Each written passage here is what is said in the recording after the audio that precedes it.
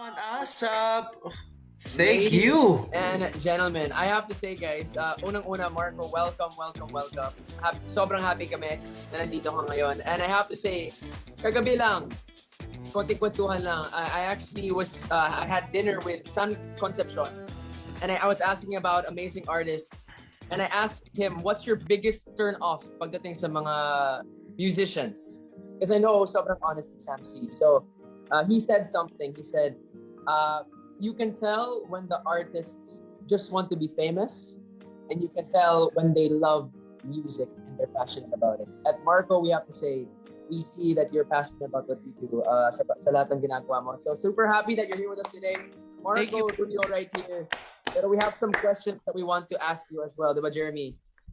Yes, bro. Let's get right into it, Marco. Kasi nakita namin actually, sa social media mo, sa Instagram mo, meron kang pa-teaser sa latest project mo with Star Music. So, pwede bang matanong, what can you share with us about this special project? Yung teaser po na yun is, yun po yung lalabas na single ko with Star Music. So, actually, EP album po siya. Pero syempre, pa isa-isa. Wow. So, yung lalabas po na unang single is, ang title po niya is Kasama Ka. And yung song po na yon, ewan ko kung meron mga nakapanood na nito kasi nung nag-guest po ako sa Showtime nung last, nakwento ko na to eh. Yung Kasama Ka is nasulat ko po siya tungkol dun sa isang kasamahan ko na grand finalist sa Tawag ng Tanghalan. So, wow. Wow. Opo. So yung song na yon is nagustuhan ko yung kasama ko na grand finalist sa Tawag ng Tanghalan. And yun, sinulatan ko siya ng song.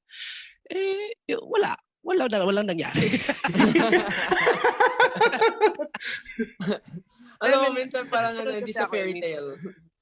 Opo, ganun po kasi ako madalas pag nagkakagusto ako, minsan torpe ako. Hindi ko ma-direkta kung ano yung gusto kong sabihin. So, dinadaan ko siya through song.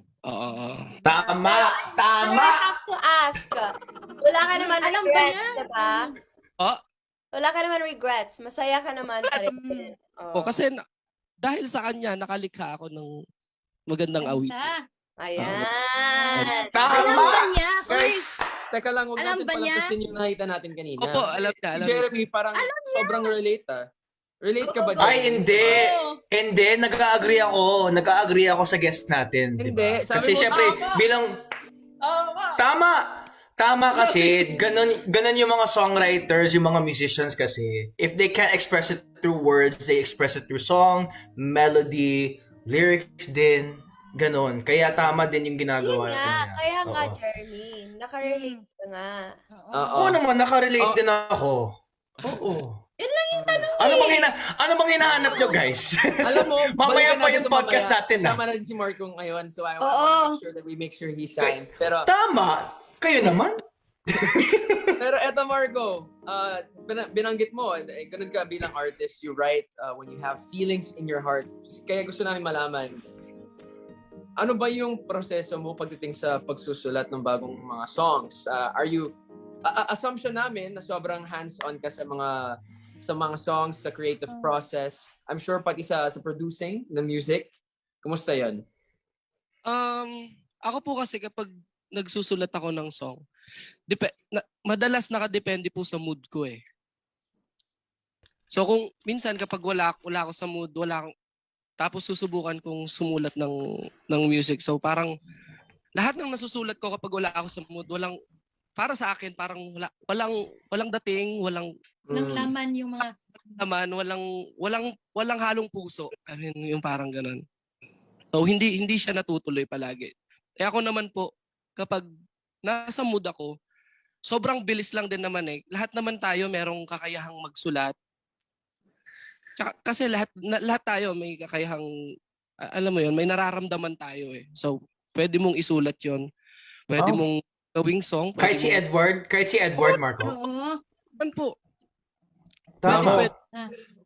Kung sino yung Yun ang magiging chan- crush ko, abangan mo yung song ko. Parang ako po. Nung sinulat, kasi parang ako po, nung sinulat ko yung song na kasama ka,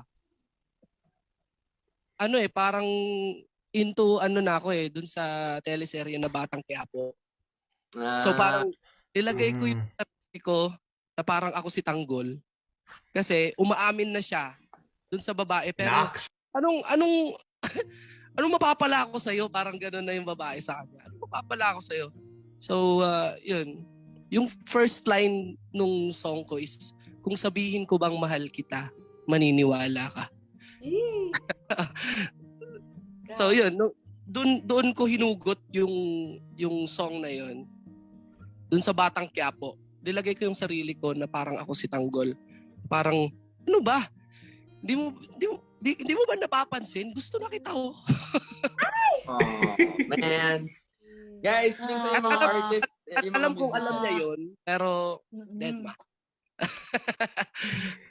Pero ngayon. kasama ka naman namin, Kois. Diba? Sana sapat, no? Sana Kasama ka sapat, namin, Marco. Kois. Yun lang.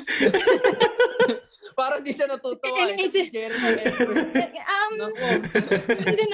Ganun na siya. Pero dahil kasama ka namin today, Kois, and knowing alumni ka din sa Tawag ng Tanghalan, and dahil Huling Tapatan na din this coming week, season 7 of it, ano naman yung mga advice mo sa mga contenders na nakasama na sa Huling Tapatan?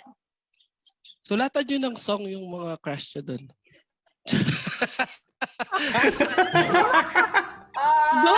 I love it! Hindi, relax nyo lang. Kasi nung time na ako yung nandun sa kalagayan na yun, parang hindi ako mapakali. At hindi, kahit pa sobrang astig ng itsura ko, nung time na yun, wala Parang,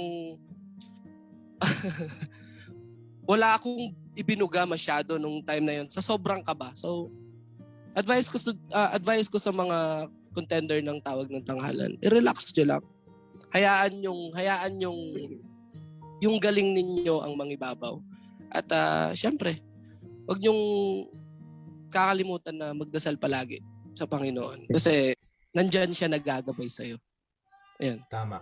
Let's go. Pero, pag may crush kayo, Sulatan nyo ng Sulat kayo ng Yan yung priority nyo. yan yun yung priority. Thank you so much, Marco, for joining us here sa I Want ASAP today. For sharing your heart as well. Pero ito na, Marco, share to us your social media, yung mga upcoming gigs mo, how can we keep track of your career? Ayun, pa-follow na lang po sa Facebook page ko, sa Marco Rudio. And ganoon na rin po sa mga ibang social medias ko, sa IG, sa TikTok, ayun, Marco Rudio. Follow niya lang kasi nandun lahat ng updates ko. So, thank you so much. Perfect. Yeah, no? Thank you so much, Marco. And it's not just that kind of love, that crush that you write about, diba? It's a special kind of this love. Try ko naman, guys. Kaya naman, here's Marco with another performance.